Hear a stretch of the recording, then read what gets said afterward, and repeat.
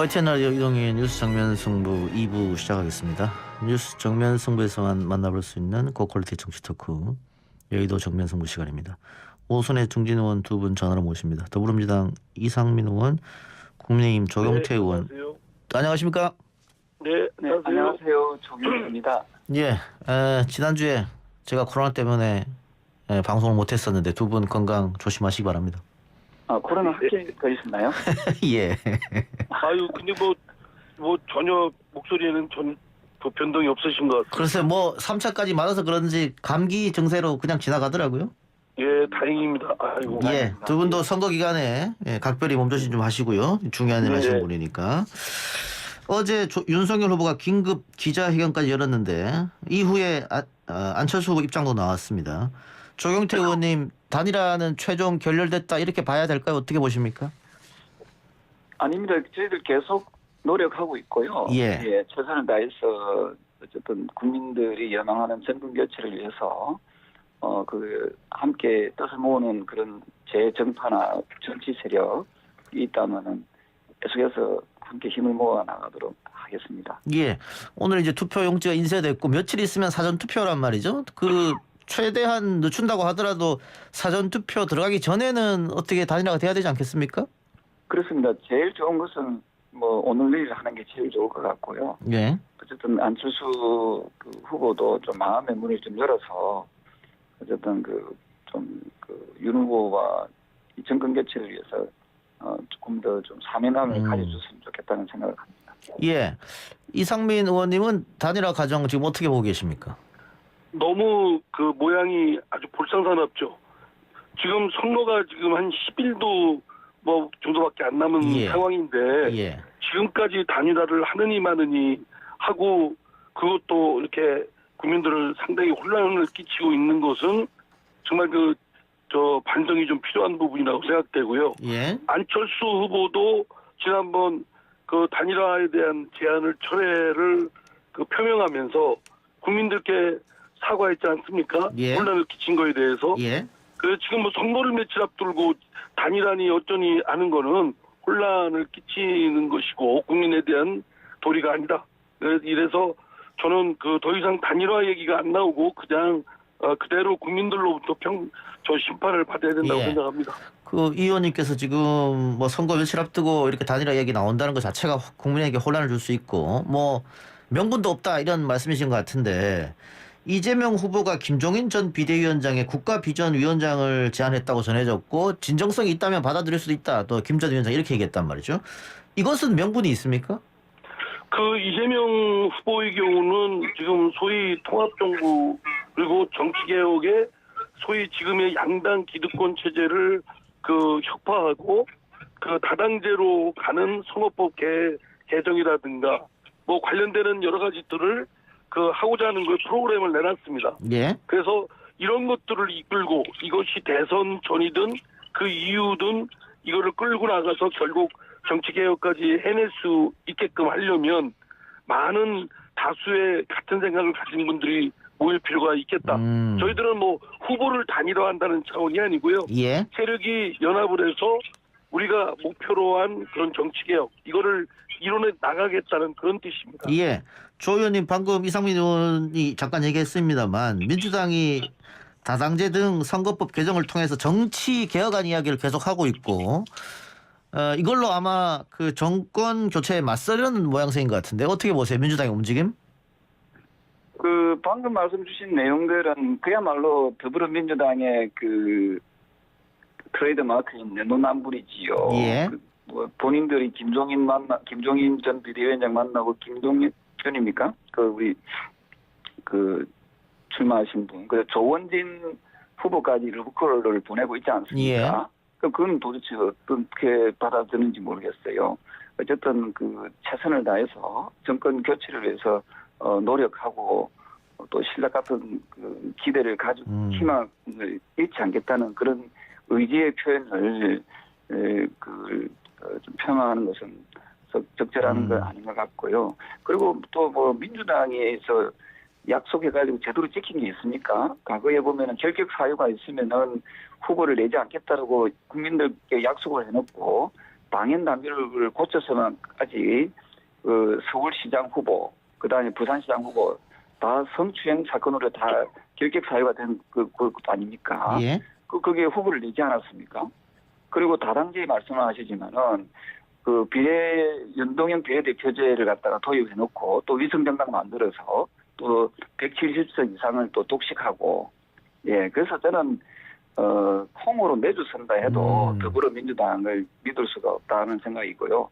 또 하나가 이재명 후보가 어저께 아주 심각한 발언을 했어요. 예. 정치 보복은 조용히 나중에 하는 것이다. 이런 표현을 하지 않습니까? 정치 보복에 대해서 그렇게 이야기해놓고 또 정치 보복은 뒤에서 조용히 해야 된다는 그런 이율 위반적인 그런 모습들. 저는 이 부분에 대해서 청와대에서 특히 문재인 대통령이 직접 이재명 그 후보의 그 발언에 대해서 그 한번 어떤 입장인지 입장 표명을 해야 된다. 정치 보복에 대해서 이재명 후보가 정치 보복은 몰래 조용히 해야 된다는 부분에 대해서 지금 청와대가 입장 표명이 있어야 된다 이런 생각을 합니다. 예, 알겠습니다. 자, 우선 이상민 의원님, 조경태 의원이 그 민주당이 주장하고 있는 정치 통합, 정치 개혁 이거 신뢰할 수 없다. 매번 거짓말 한 거 아니냐 이런 주장 하나 해주셨고요. 네, 말씀하십시오. 그 지적에 대해서는 뭐 일정 부분 인정을 하고요. 그런 부분은 이제 더 이상 그런 일이 없도록 하겠습니다. 다만 위성정당 만든 거는 이제 국민의힘이나 뭐 더불어민주당이나 똑같이 그 신의에 배반해서 만드는 거기 때문에 그 책임은 같이 져야 될 거라고 생각됩니다. 그런데 이제 어쨌든 민주당이 지금 말씀하신 대로 신뢰를 받지 못할 부분이 있다는 거 전부 다 수용을 하고요. 예. 그러나 이제 앞으로는 양당의 기득권 체제, 특히 더불어민주당과 국민의힘이 갖고 있는 그 기득권의 폐해로 인해서 정치 발전에 많은 장애를 끼쳤기 때문에 이제는 그 소위 선거제도 개편을 통해서 국민들의 표심에 따라서 의석수가 결정되도록 그렇게 선거법을 개정하는데 같이 하시고, 그리고 국민의힘도 아마 뜻을 같이 하는 국회에서의 국무총리 추천제, 그리고 책임 총리제는 아마 이견이 없을 겁니다. 이제 그러면 그 정도만이라도 여야 간에 합의를 이뤄서 빨리 제도화하면 좋을 거라고 저는 생각됩니다. 예, 한 가지 더 짚어주셨어요. 이재명 후보가 27일 했던 발언, 윤석열 후보를 향해서 세상에 어떤 대통령 후보가 정치 보복을 공언하느냐, 하고 싶어도 꼭 숨겨놨다가 나중에 몰래 하지 세상에 대놓고 이렇게 얘기했는데 이 발언에 대해서 조경태 의원이 강하게 비판했습니다. 예, 제가 그 내용은 정확히 지금 몰라서 뭐라고 제가 말씀드리긴 뭐하지만 예. 만약에 그냥 액면 그대로 지금 사회자께서 말씀한 그렇다고 하면 그거는 잘못된 실언이라고 생각됩니다. 예. 그 정치 보복이라는 것은 있을 수 없는 것이고요. 예. 누구나 권력자든 권력이 아닌 사람이든 그 법과 원칙에 따라서 수사를 받고 재판을 받으면 될 일이지 법이 적용을 받는 일이지 뭐 누구를 정치의 정적이라고 해서 정치 보복한다 그런 건 있을 수가 없다고 생각됩니다. 알겠습니다. 조 의원님 혹시 오늘 국민의힘 의총 여십니까? 네, 오늘 8시부터 의총이 있습니다. 어떤 내용을 가지고 의총을 하시는지요? 아마도 그동안 단일화 협상 과정에 대한 경위에 대한 설명과 또 최근 선거운동의 결과에 대한 여러 가지 긴급한 보고가 있지 않을까 생각이고요. 그 며칠 후면은 또 우리 사전 투표지 않습니까? 그렇죠. 그 사전 투표에 대한 또 그 대책 마련이라든지 이런 비교적 그 대통령 선거와 관련된 내용들이 나올 것 같습니다. 전략을 점검한다 뭐 이런 뜻인 것 같은데 방금 사전 투표 말씀해 주셨는데 그동안 보수 정당에서 사전 투표에 대해서 그렇게 크게 독려하거나 이런 모습을 잘 안 보였던 것 같은데 이번에는 지지층을 향해서 사전 투표 꼭 해달라 이렇게 얘기하고 있는 것 같습니다. 네, 왜 그런가 하면 지금은 코로나 상황에서 코로나가 걸리게 되면은 상당히 여러 가지 투표하는데 제약이 있지 않습니까? 예. 따라서 좀 선거할 수 있는 그 기회가 있을 때 투표를 하는 것이 현실적으로 좀 바람직하지 않느냐 해서 어쨌든 그 투표일이 언제든지 열리면은 그때 적극적으로 투표하는 것이 좋겠다는 거죠. 다만 우려하는 것은 이 부정선거에 대한 우려를 하는데 예. 최근에 그 법적으로 많이 보완이 되었습니다. 예. CCTV를 달고 또한 그 투표함을 같은 경우에 옮길 때 정당 대표자들이 정당을 대표하는 분들이 같이 그 현장에서 같이 옮기는 과정도 또 지켜보고 하는 여러 가지 좀 안전장치들이 마련되어 있거든요. 예, 그리고 또 더더욱 철저하게 또 많은 분들이 이번에는 그 정권 교체에 대한 기대를 많이 하고 있기 때문에 감시의 눈이 그만큼 많아졌다라고 보면 되겠습니다. 예. 그러니까 말씀하신 것처럼 한때는 보수 유튜브를 중심으로 해서 사전투표 불신론이 많이 퍼져 있었는데 이번에는 그런 걱정 안 해도 된다 이 말씀이네요? 네, 뭐 철저하게 저희들 더 감시를 좀 늘려나갈 거고요. 그래서 참 아이러니하게도 보수 정당에서 부정선거에 대해서 불법 선거에 대해서 상당히 우려를 많이 하고 있고요. 이런 거 보면 상당히 좀 격세지감을 좀 느끼고 있습니다. 예. 어쨌든 그 소중한 우리 국민들의 그 주권이 그 강탈당하지 않도록 저희들 최선의 노력을 다하겠습니다. 예.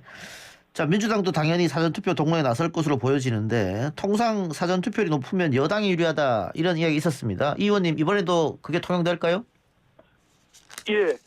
뭐 지금까지 대체로 그런 나온 지표가 좀 그랬던 예. 것 같고 또 저희들은 사전투표를 그 당 내 차원에서는 그동안 많이 독려해 왔습니다. 뭐 당원이든 지지자들이든 그 사전투표를 좀 일찍 해서 사전투표를 해서 좀 더 여유 있게 투표를 할 수 있도록 그렇게 좀 독려를 해왔고 뭐 그전과 같이 똑같이 그렇게 할 생각입니다. 예. 지난 주말 2차 TV 토론회가 있었는데 우크라이나 대통령 폄하 논란 또 일본 자위대 논쟁으로 양당 간의 장애 설전이 있었습니다. 내일 모레 마지막 TV 토론이 예정돼 있죠. 앞선 두 차례 TV 토론 시청률이 30% 중반을 기록하면서 많은 관심을 끌었는데 두 의원님 이번 TV 토론도 변수가 될 수 있을지요? 그 이상민 의원님부터 말씀해 주시기 바랍니다. 예.